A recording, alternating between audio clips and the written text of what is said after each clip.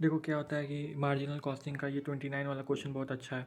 तो इसमें क्या होता है, actual sale minus budgeted sale. देखो ये अंडर बजट दिया हुआ है, बजटेड सेल नहीं दिया हुआ है। तो इसको अगर बजटेड सेल बनाना है तो ये तो अंडर है, तो इसके अंडर है। तो मतलब कि बजटेड सेल तुम्हारा 1500 होगा, तो बजटेड माइनस एक्चुअल और फिर डिवाइडेड बाई। तो फिर तुमको बजटेड बनाना है तो इसको 135 से ऐड करना पड़ेगा, तो बजटेड माइनस एक्चुअल करोगे तो वही डिफरेंसेस तुम्हारे इतना ही आएगा। तो उससे कर लोगे तो तुम्हारा पीवी रेशियो आ जाएगा।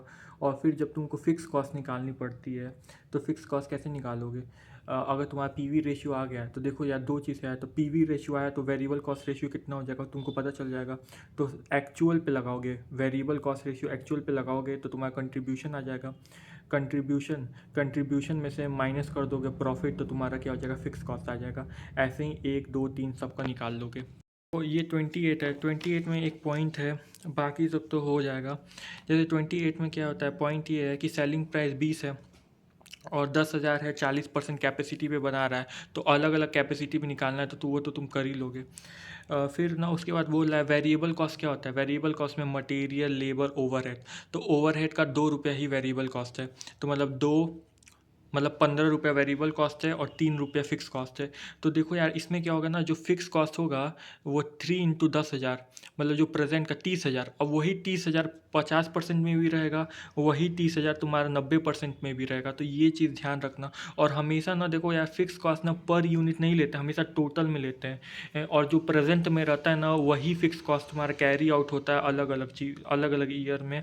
अगर फिक्स कॉस्ट वही रहेगा, फिक्स कॉस्ट चेंज नहीं होता है, ये बात ध्यान रखना। तो और फिर उसके बाद ये क्वेश्चन हो जाएगा। देखो 27 में ये वाला क्वेश्चन, थर्ड वाला पॉइंट कर लेना तुम। और इसमें एक पॉइंट आता है कि 2 लाख का इन्वेस्टमेंट और बोल रहा है 15% तुमको रिटर्न चाहिए। 15% रिटर्न का मतलब ही हो गया ना, 15% एक तरीके से प्रॉफिट। तो एक तरह डिज़ायर प्रॉफिट हो गई। और तुम्हारे पास फिक्स कॉस्ट दिया ही हुआ है, तो तुम क्या करोगे, डिज़ायर प्रॉफिट तुम सेल्स का वॉल्यूम निकाल लोगे, फिर तुम ब्रेक इवन पॉइंट भी निकाल लोगे, तो वैसे हो जाएगा। फिर उसके बाद आता है 26 में एक बात है।